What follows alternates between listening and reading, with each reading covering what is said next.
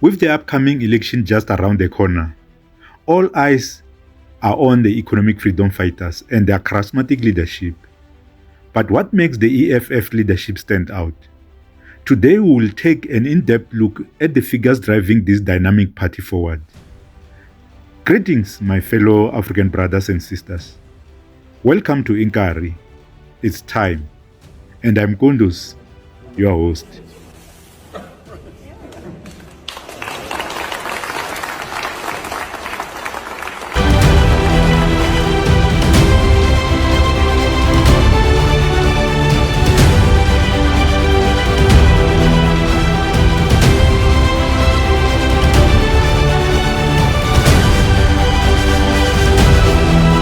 The EFF, founded in 2013 by Julius Malema, has been a disruptive force in South African politics.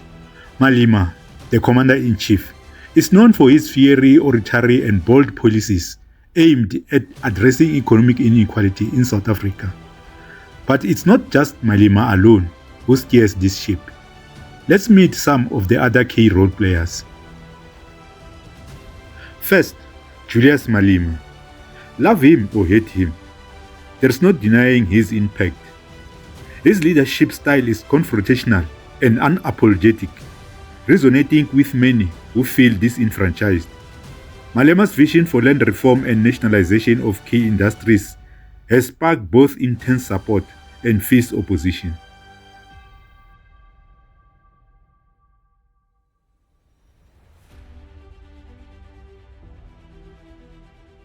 And I've given myself a personal task to ensure that in my lifetime, I want to see the ANC out of power. So that those who come after the ANC should know that no one is entitled to position of power. They must know that there is no contract between politicians and the voter that says, till death do us apart.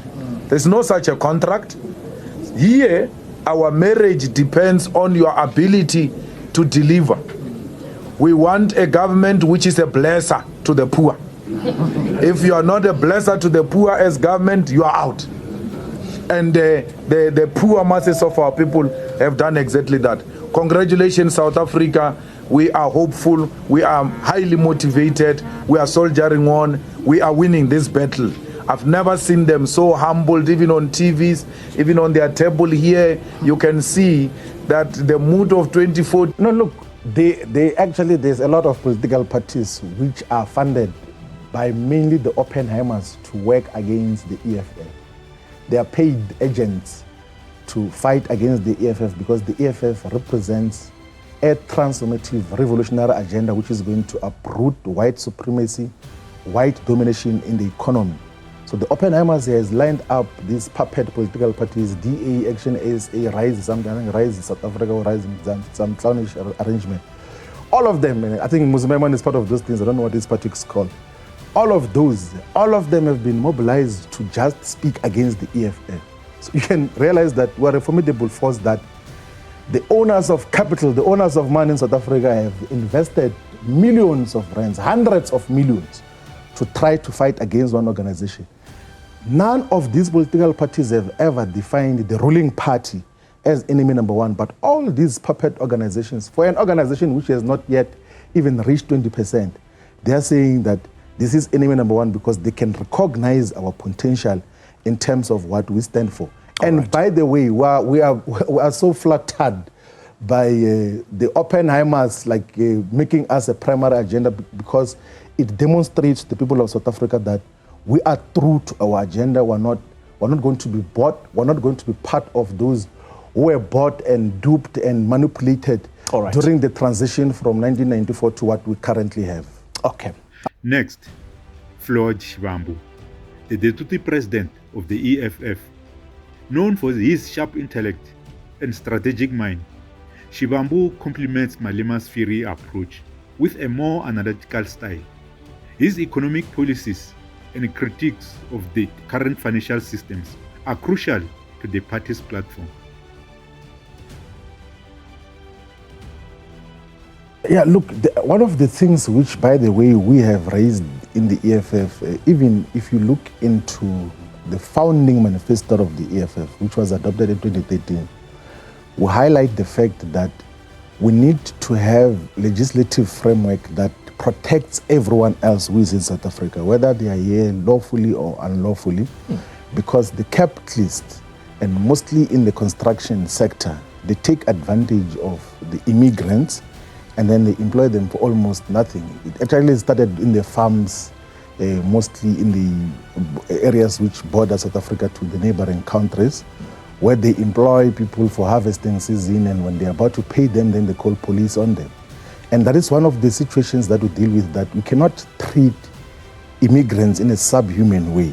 That is what we actually always resonate, and most people get to misunderstand the position of the EFF, that we are for protection of human lives and humanity in its entirety, because to treat people in a negative and bad way because they do not have the immediate legislated rights is just immoral. It's totally unacceptable, and was one of the issues. And if you look into our immigration policies, we always emphasize the centrality that let's protect all human lives, even give access to healthcare and basic needs that are needed at all costs, and must even have protection of the labor rights as well. But also there has to be constant inspection as to who gets employed into these sectors that can expose people's lives to danger or to altogether perish in terms of what gets to happen. So it's one of the issues that we have historically raised, that if you do not protect immigrants, the capitalists will continue to super exploit them on the verge that a government or whoever is authority will just leave them to super exploitation without any consequences because they do not have certain papers at that particular moment. It's one of the issues that we have dealt with substantially before. Yeah. Veronica Mente, the national chairperson, brings a focus on grassroots mobilization and community issues.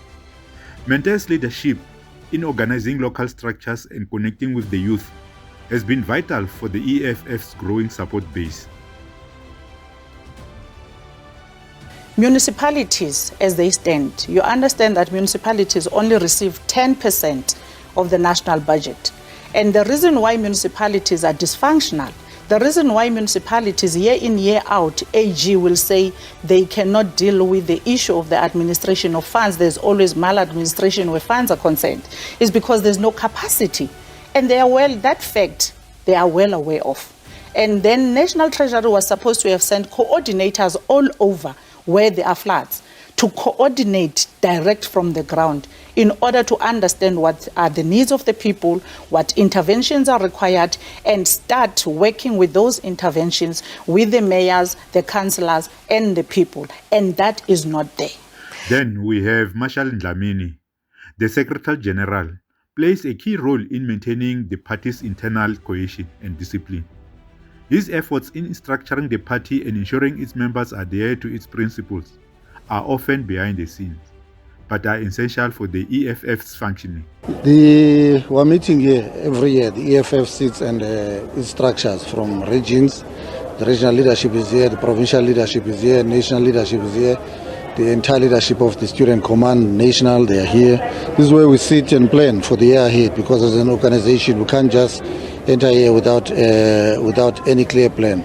So that's what brought us here to sit and deliberate the whole weekend on what we need to do, as we know that the EFF this year turns 10 years. So we're going to be dealing with that and taking stock of what the EFF has achieved for the last 10 years, looking back on the milestones, on our achievements, and where we need to improve, as we know that we're an organization that represents the interests of people of South Africa. That's what we're here to do. Also to discuss and broader the issue of elections. We know that in 2024 an elections, so that's what we're going to be tasked about as we're gathering here. But the President and Commander-in-Chief is here.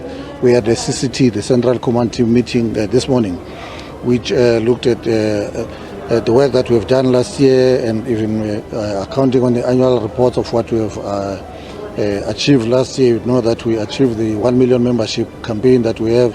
This year we'll be dealing with a new campaign, and that's what we're going to be deliberating on.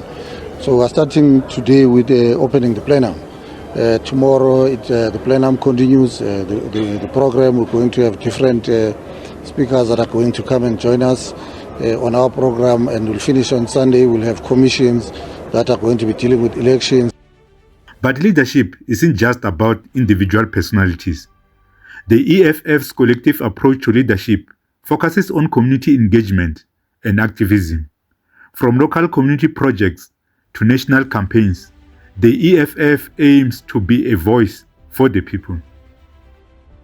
So you see, the other measure to gauge the EFF's success in 2021, one is the fact that in 2016, when we participated in our first local government elections, we had 750 councillors across South Africa. We now have got 1,200 councillors and represented in 95% of municipalities. You cannot finish both hands counting the municipalities which were not represented in South Africa of all the 257 municipalities in South Africa. You can count 2 in KwaZulu-Natal, and 2 in the Eastern Cape, and about 6 or 7 in the Western Cape. But in the rest of the municipalities, the EFF is firmly represented to demonstrate that we are solidly the only organization of the 3 national organizations which are represented in all provinces that has been showing consistent and dependable systemic growth.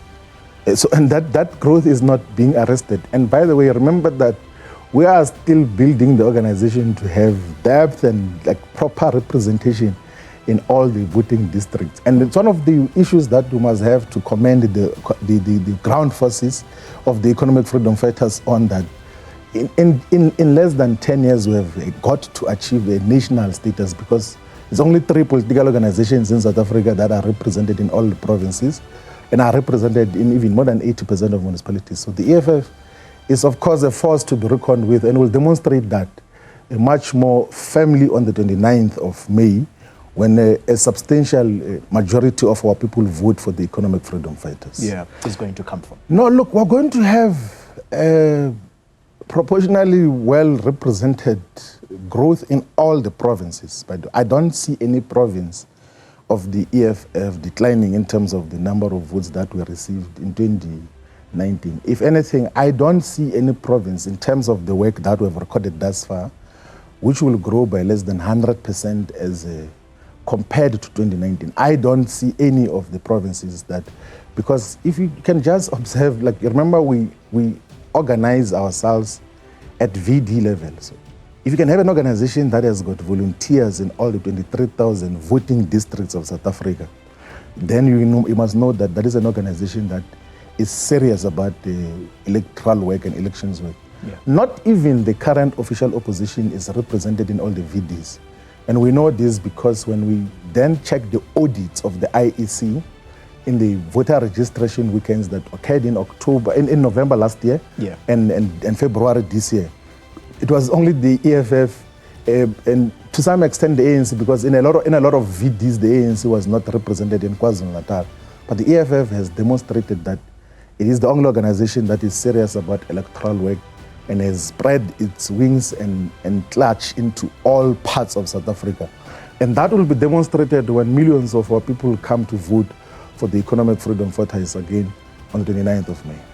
Do you know, I can tell you this without, do you know, by the time MK party was announced publicly, the EFF had already put in place the voting district elections task forces in all the 4,971 VDs of KwaZulu-Natal, where you have got volunteers, 20 volunteers in each and every VD. And even after the formation of MK, even when we went to the rally on the 10th of February this year, there was never a shift of the constitution and the constituencies that we got to mobilize as volunteers of the EFF. So in terms of the ground forces of the EFF, there's never been a shift. We have never lost any member of the EFF to MK party. On the contrary, the ruling party is the one which has had a lot of its regional and sub-regional leaders who flocked into the MK party for one reason or another. But the EFF has never been affected by the formation of MK party. And of course, it will get some support in KwaZulu-Natal and all of this. We cannot deny that fact. But it doesn't affect the consistent growth of the economic freedom fighters. Remember that in 2019, we got 350,000 votes in KwaZulu-Natal, and we are sure that if we have underachieved, it would have been when we have failed to increase that by at least a minimum of 100% as compared to 2019. So we're not affected at all by MK Party, and I don't think it will displace us. And the other simple issue, by the way, which is scientifically proven, is that we appeal to a different constituency. We appeal to mostly younger voters. Like all the statistical and polling illustrations have demonstrated the simple fact that a majority of young people, they say that this is our organization as a generation which is going to carry us into the future. So I don't see young people associating with organizations that are led by 80-year-olds, or organizations which are putting people who are above the age of 80 to campaign for them, telling lies and all of those other things there, as is happening now with the dying farmer liberation movement, the ANC, where they put octogenarians to be the ones who are campaigning for them and say, no, vote for us because we represent the future. We're going to continue with the uselessness that has defined the past 8 years.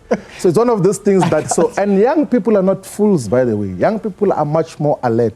The youth is far much more alert that they can't be misled by these old people who have been lying to them for many years, and they want to try to stratify the failures of the ANC in the past 30 years and say, no, it was not us, it was Zuma and everything else. It's one of those things that we have to then deal with differently. So the EFF is not at all frightened by organizations which do not represent the future. By the way, all these parties and their leaders don't represent the future in terms of the ideas, in terms of vision. Even biologically, they don't represent any future, because majority of these people who are making commitments to young people now will not be there in the next 20 years. Part of the ourselves will still be at the center of the agenda of economic emancipation here in South Africa and in the entire African continent. Part of the reason. I think more than anything, it's young people not being able to trust anyone at this point. We don't know exactly who to vote for. We don't know exactly who to even vouch for, because these people have been promising things that are not even happening. Nah, I don't believe it. Because politicians have a tendency of telling us things, right? They won't even do them, so I don't really believe it. Now I actually believe in EFF, in their manifesto. It's good because it's what we are, it's what represents us African. So I think EFF must be given a chance. I definitely would support land disbursement, because it's too late in the night it should have happened years ago. And jobs, obviously. I mean, our country is where it is because we don't have employment. It doesn't necessarily mean to say that I would vote for the EFF. You need a solid legislative foundation to guide how land allocation should be handled. So currently there isn't a proper, solid legislative foundation. In the same way, there is no legislative foundation for women economic empowerment, which we outline here in the manifesto of the EFF, that in the same way companies are told that you must be BEE compliant, which is majority black elite males. There is no legislation that says that necessarily there must be women participation at ownership, control, management, and employment and off-take level. And that is one of the issues which you say must be mainstream, because how do you exclude a bigger component of society in mainstream economic participation, and then you just only focus on elite blacks, and then say that if you invite Cyril Ramaphosa or his children or some of the people who are beneficiaries of BEE, then the company is therefore compliant to BEE laws. Why wasn't there a prioritization of women economic empowerment? That should be the center of the agenda of what we get to pursue as a society that is inclusive and wants to make sure that everyone else is defined by common prosperity. And that is what the agenda of the EFF is all about. If you don't agree with this perspective, I worry you might be missing something. However, for the sake of peace, let me just remain silent, because this is true logic. This is wisdom. I think everybody would vote for jobs and land, but I think there's a proviso. I think that the job creation should be from the bottom up and not from the top down. I think that, people with small businesses should be encouraged to hire people and grow their businesses. And I think the question of land should also be more focused on training and teaching people how to use the land effectively so that it's not wasted. In as much as I think that a manifesto like giving people land and jobs is good in theory, I don't know if any political party really exists to kind of give the people what they want, when they want it, and when they need it. EFF has been, I think, amongst the first parties that have advocated for land coming back to the black people. So I definitely believe in it. In fact, I think I am going to be voting for it because we are in the heart of varsities, basically, but a lot of the graduates here do not have jobs. As we approach the election, the EFF's leadership is presenting bold promises: land expropriation without compensation, free education, and a radical transformation of the economy. These policies are designed to tackle inequality head-on, but they also come with significant challenges and controversies. And if you abolish traditional leaders' relationship with the land, you might as well abolish the institution of traditional leadership in South Africa. And we are not going to do that as the EFF. We'll just regularize it and make it to be a democratic, inclusive process that does not discriminate against particularly females because they've been discriminated against by the traditional leadership system in the past. And that has to be abolished much more decisively so that land ownership in South Africa must be reflective of the gender demographics of South Africa. So if females constitute 50% of South Africa, they should own 50% of the land, and we must not be apologetic about that. And it's one of the issues that we have to then deal with much more decisively. I guess the question...